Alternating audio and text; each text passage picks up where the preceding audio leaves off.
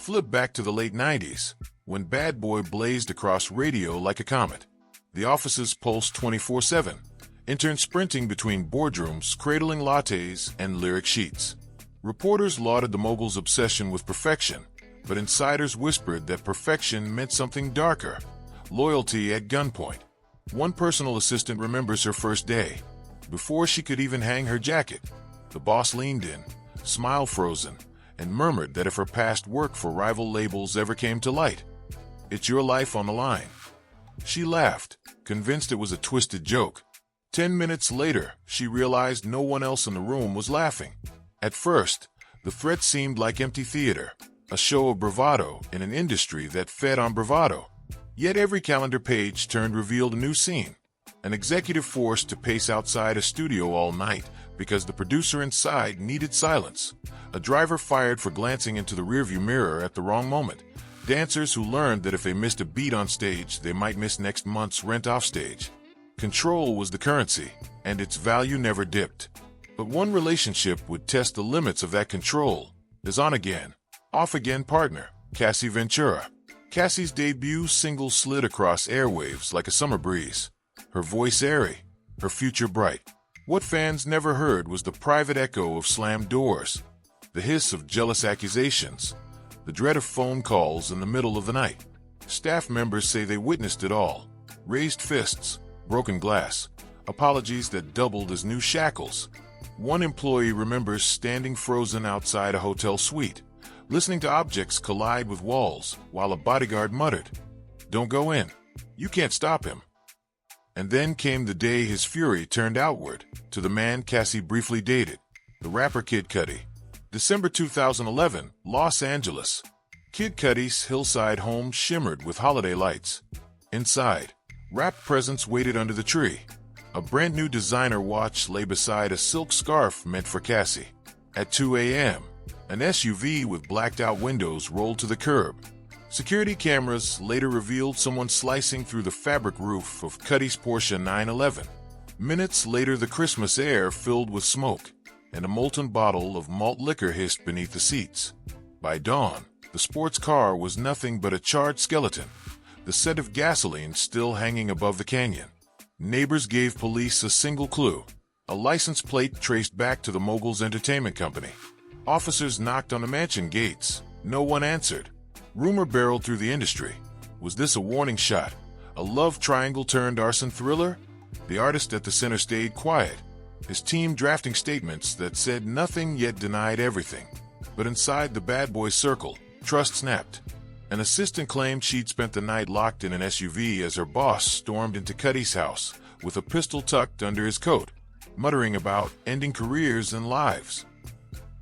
The Porsche fire became urban legend, until prosecutors resurrected it as proof of a pattern: jealousy weaponized into violence. Imagine a penthouse where curtains never open because dawn would ruin the mood, bowls of white powder-lime mahogany tables, and R&B bass thumps so hard the chandeliers rattle. Assistants call these nights freak-offs, marathons where the mogul allegedly demanded his partner share intimacy with strangers while he watched, cheered, or filmed. Cassie confided to her stylist that each invitation felt like a razor: comply or spark another explosion. Into this chaos stepped Mia, a new hire barely old enough to rent a car. At first, her badge read executive assistant. Soon, she says, the duties blurred: fetching drinks, screening calls, absorbing rants about betrayal, and finally, enduring unwanted hands during a birthday bash, so loud no one heard her protest. She tells the court that she froze while the boss pressed lips against hers in front of 100 partygoers. She hoped humiliation would be the end of it. She was wrong.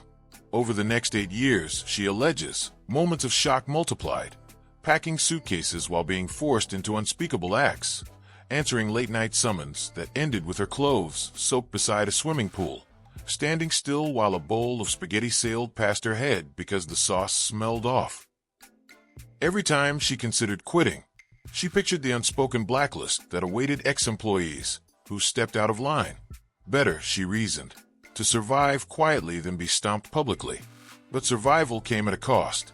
One night in Los Angeles, she says, he slipped into her bed, ignoring stiffened shoulders and whispered pleas. When it was over, she stared at the ceiling, counting the beats of a song playing downstairs, wondering if anyone else in the mansion heard her heart cracking. Hip-hop lore loves the idea of the unstoppable entourage. Bodyguards the size of SUVs, stylists with million-dollar wardrobes, chefs flown in from Prague to saute midnight cravings. Yet glitz masks a cruel reality. Every perk can vanish at the flick of a temper. Former drivers recall being fired for parking too near paparazzi. A branding director says she lost her job after advising the boss to cool a viral rant on social media. Each dismissal reinforced a message: question him, and your livelihood evaporates. Witness after witness paints the same picture. Employees flinching as Cassie absorbed blows, assistants wiping blood from antique floors before event planners arrived, executives forging expense reports to hide hush money labeled miscellaneous creative budget. One security guard claims he once reached for his radio to call 911, but remembered the pistol in his employer's waistband and lowered his hand. Loyalty, they believed, wasn't just expected, it was extorted. Why didn't anyone go to the police? The answer hovers in the hallway outside every studio. The industry loves secrecy. A hit record can bury headlines. A private settlement can rewrite memory. Add the mogul's estimated fortune, and truth becomes negotiable. Until federal agents knocked, no one imagined the court would pry open the vault of stories, sealed by NDA ink and fear.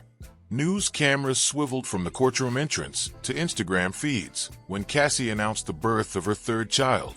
The timing felt surreal. Within 14 days, she'd left the witness stand, signed newborn paperwork, and posed for a maternal portrait bathed in golden light. Comment sections erupted. Some praised her resilience. Others accused her of chasing publicity.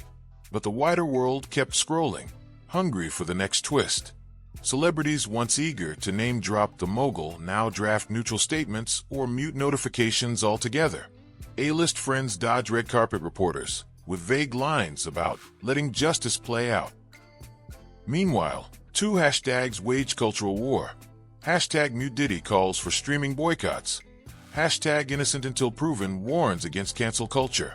Each trending peak injects the trial with renewed vigor, turning court transcripts into viral memes. Yet amid the noise, prosecutors zero in on their goal: prove that the alleged violence wasn't isolated chaos, but a coordinated scheme qualifying as trafficking.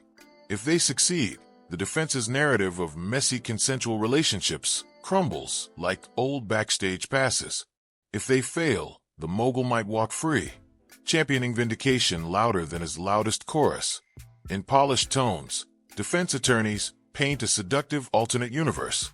Yes, there were parties, extravagant, indulgent, headline-grabbing. But every adult, they claim, stepped through those doors willingly. Jealous rants, the harmless theatrics of an artist whose life is one long performance. Fired employees, disgruntled ex-workers chasing revenge. The Porsche firebomb, a coincidence too convenient to blame on a single man. Their strategy hinges on sowing doubt. If any piece of the prosecution's puzzle feels fuzzy, the jury must assume the worst pieces don't fit. Legal analysts dissect the arguments on nightly panels, tallying the counts like chart positions. Racketeering, that's the number one hit the government needs. Trafficking sits at number 2. Lesser assault charges form the B-side, still serious, but unlikely to keep the mogul in prison for decades. The calendar flips toward July, and courtroom whispers hint at surprise witnesses. Maybe a bodyguard who vanished overseas. Maybe an executive who signed hush papers back in 2005. Maybe someone whose name has never escaped an encrypted text chain. Inside the marble corridors, tension crackles. Prosecutors streamline their case, lopping off redundant testimony to keep the narrative sharp. The defense signals they might extend their witness list, pushing the trial into midsummer. Spectators wonder if the jury will unravel under the weight of celebrity, money, and the haunting possibility that the music they grew up with was harmonized by screams. Empires built on sound eventually confront silence. If the jury condemns Sean Combs, the verdict reverberates far beyond one man, rattling an industry that has long balanced talent with toxicity. If the jury acquits, survivors face a chilling echo. Justice can slip through the cracks of influence. Either outcome forces us to confront a brutal truth. Charisma and capital have shielded abusers before, and they will again unless spotlights aim deeper than the stage. So, as the gavel draws closer, ask yourself, when the final song fades and the applause is gone, who owns the narrative? The architect of the empire, or the voices that trembled in its shadows? The answer may define not just the fate of one mogul, but the rhythm of accountability for everyone who ever danced to his beats.